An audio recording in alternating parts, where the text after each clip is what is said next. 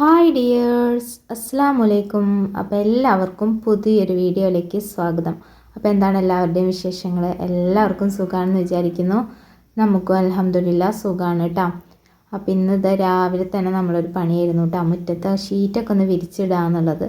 വേറെ ഒന്നുമല്ല, ഇനിയിപ്പോൾ മഴയാണല്ലോ, പുല്ലിങ്ങനെ പെട്ടെന്ന് തന്നെ കാടായി വരും.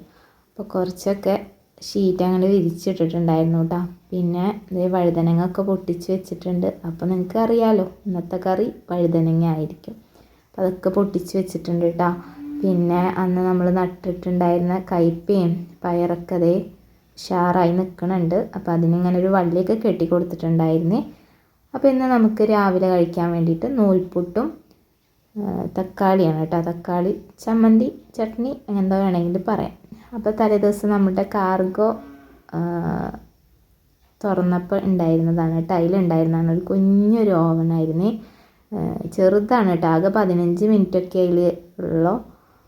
നമ്മൾ എന്നിട്ട് തലേദിവസം എന്നിട്ട് ഒരു കേക്കൊക്കെ ഉണ്ടാക്കിയിട്ടുണ്ടായിരുന്നേ.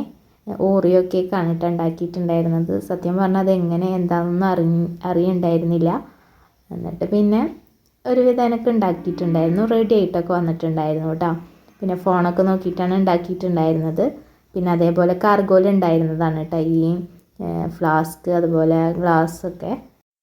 അപ്പോൾ ഇന്ന് കുട്ടികൾക്ക് സ്കൂളൊക്കെ ഉണ്ട് കേട്ടോ. ഇന്നലെ സ്കൂളുണ്ടായിരുന്നില്ല, മഴയൊക്കെ ആയ കാരണം അവധിയായിരുന്നില്ലേ.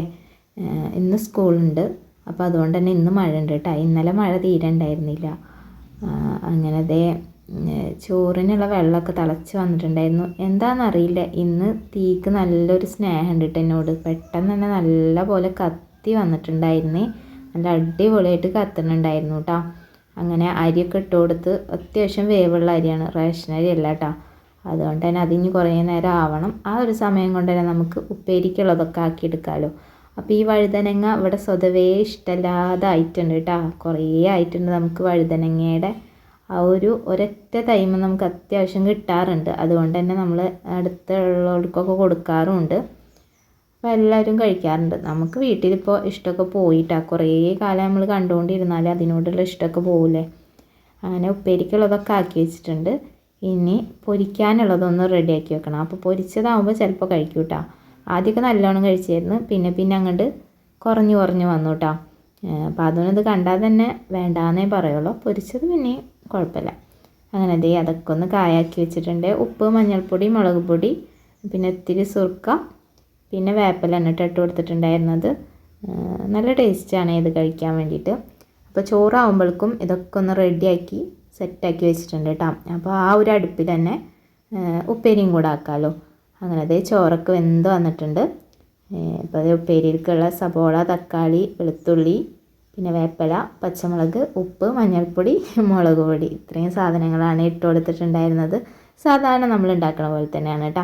അപ്പോൾ അതൊക്കെ ഒന്ന് ഒരുമിച്ച് തന്നെയാണ് ഇട്ട് കൊടുത്തിട്ടുള്ളത്. ഒന്ന് വഴന്ന് വന്നോട്ടെ.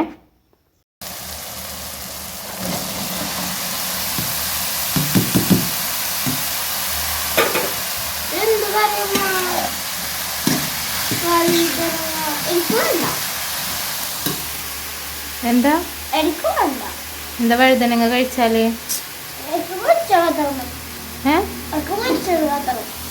പൊരിച്ചതും കഴിക്കണം, കറി വെച്ചതും കഴിക്കണം. നമ്മുടെ വീട്ടിൽ ഉണ്ടായതാണ്, കഴിക്കന്നെ വേണം.